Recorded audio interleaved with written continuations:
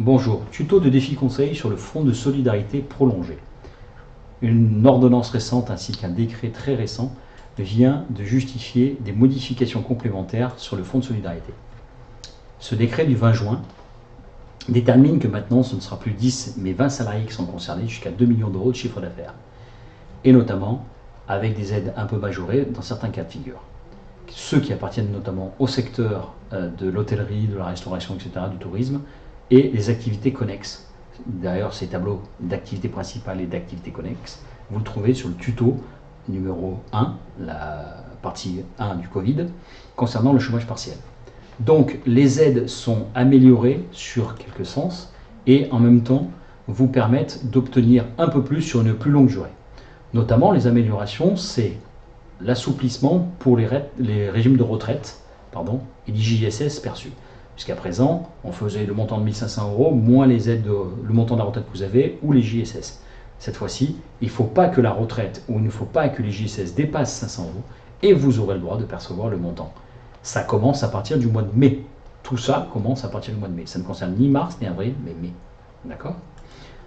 Enfin, il y a le second volet de la région qui concerne les restrictions, les activités à restriction après le 11 mai, pourront avoir une aide qui pourra monter jusqu'à 10 000 euros pour les secteurs sauvegardés, mais surtout, l'énorme avantage pour ces secteurs-là, c'est qu'il n'y a plus la condition de refus du PGE. Comme je le disais pendant mes webinaires, le fait de justifier un refus du PGE faisait que très peu d'entreprises bénéficiaient du fonds de la région. Comme maintenant la condition de refus n'est plus obligatoire pour ces entreprises du secteur privilégié, on se retrouve dans une position où l'aide sera beaucoup plus simple à obtenir. D'accord ?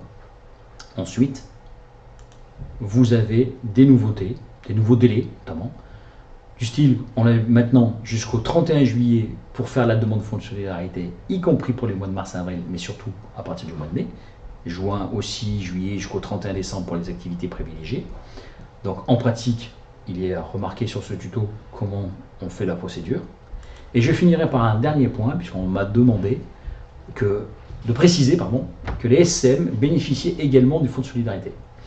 Alors, il est vrai que dans le questionnaire, la question numéro 34, on dit oui que les SCM qui ont un salarié bénéficieraient éventuellement de cette aide.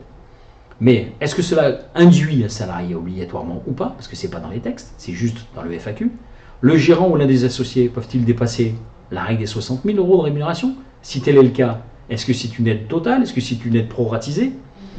Se cumule-t-elle avec l'aide de l'associé lui-même? Imaginons que l'associé a perçu 1 500, est-ce que sa SM perçoit 1 500 aussi?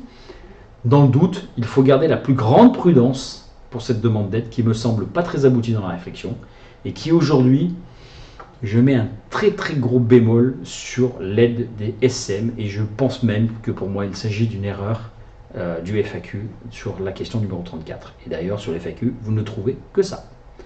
À bientôt.